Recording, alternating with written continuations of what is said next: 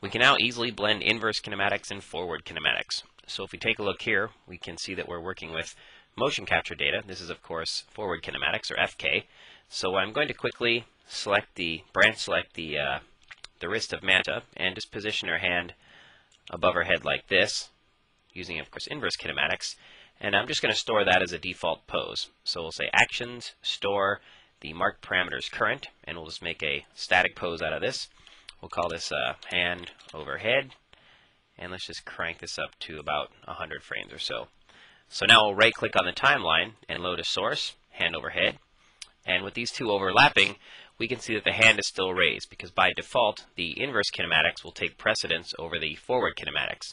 So in order to blend between these two, we're just going to simply go into Wireframe, zoom in just a bit here, and we need to select the bone that is actually providing the influence to the arm, the one that's actually bringing the arm up like that.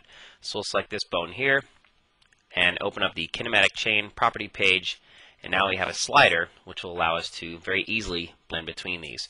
So here I can just save a keyframe, a few frames later, bring this up, save that keyframe, and now if we go back to our hidden line view, you can see we've just that easily blended forward kinematics and inverse kinematics.